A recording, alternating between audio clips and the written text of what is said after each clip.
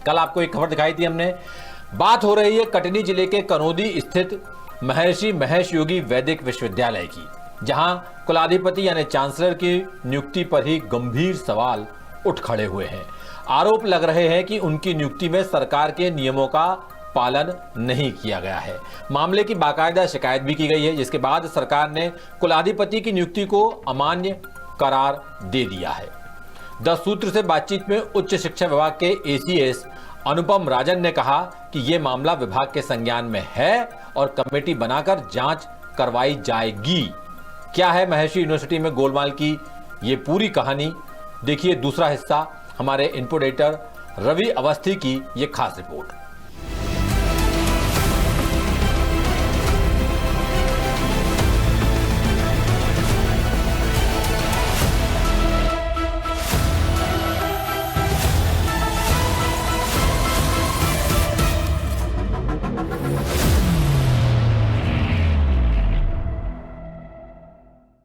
अगर आप खुद या आपका कोई परिचित कटनी जिले के करौंदी स्थित महर्षि महेश योगी वैदिक विश्वविद्यालय में एडमिशन ले चुके हैं या एडमिशन लेने की सोच रहे हैं तो सावधान, विश्वविद्यालय प्रबंधन किसी नियम कायदे को नहीं मानता। यही नहीं, विश्वविद्यालय में कुलाधिपति यानी चांसलर की नियुक्ति पर ही गंभीर सवाल उठ रहे हैं। आरोप है कि कुलाधिपति गिरीश वर्मा की नियुक्ति सरकारी नियमों के खिलाफ जाकर की गई है, जिसकी जीती जागती बानगी है उच्च शिक्षा विभाग की ये चिट्ठी विभाग के अवर सचिव वीरेंद्र सिंह भलावी ने 28 फरवरी 2025 को लिखी थी, जिससे साफ पता चलता है कि विश्वविद्यालय में सब कुछ मनमर्जी से चल रहा है। कुलाधिपति की नियुक्ति को खुद सरकार ने भी अमान्य करार दे दिया है और अब नियुक्ति की जांच कराने की तैयारी की जा रही है। ये नियुक्ति सवालों के घेरे में क्यों है, उसकी वजह भी आपको बताते हैं। जरा इस सरकारी दस्तावेज पर नजर डालिए, जिसमें महर्षि महेश योगी वैदिक विश्वविद्यालय में कुलाधिपति की नियुक्ति को लेकर नियम कायदे बताए गए हैं।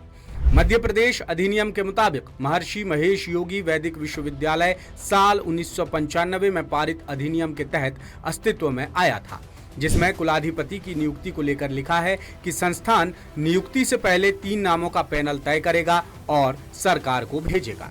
फिर सरकार की सिफारिश के आधार पर नए कुलाधिपति की नियुक्ति की जाएगी, जिनका कार्यकाल 4 साल के लिए होगा।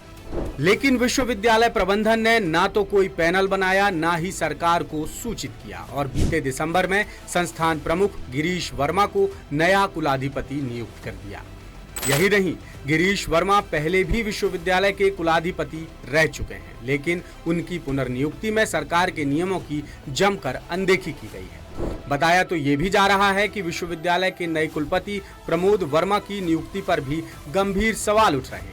बहरहाल कुलाधिपति की नियम विरुद्ध नियुक्ति का मामला उच्च शिक्षा विभाग के पास पहुंच चुका है और विभाग का कहना है कि नियमानुसार नियुक्ति के लिए 3 नामों का पैनल सरकार को भेजना था, जिनमें से किसी एक नाम पर सरकार की सिफारिश के बाद ये नियुक्ति की जानी थी। लेकिन विश्वविद्यालय ने ऐसा किए बिना ही वर्मा को कुलाधिपति नियुक्त कर दिया, जिस वजह से विभाग ने नियुक्ति को अमान्य बताया और विश्वविद्यालय प्रबंधन को नोटिस भेजकर जवाब मांगा था।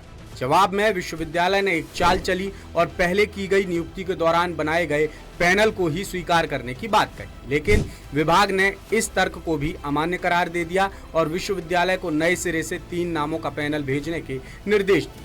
लेकिन 2 महीने से ज्यादा वक्त बीतने के बावजूद विभाग को अब तक नया पैनल नहीं मिला है। इधर उच्च शिक्षा विभाग के अपर मुख्य सचिव अनुपम राजन ने कुलाधिपति की नियुक्ति को नियमों के खिलाफ माना है और मामले की जांच कराने की बात कही है।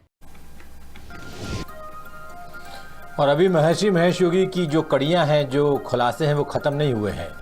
इस गोलमाल की, विश्वविद्यालय की गोलमाल की जो अगली कड़ी है, उसमें हम आपको बताएंगे कि मुख्य कैंपस समेत परीक्षा केंद्रों में होने वाले खेल क्या होते हैं।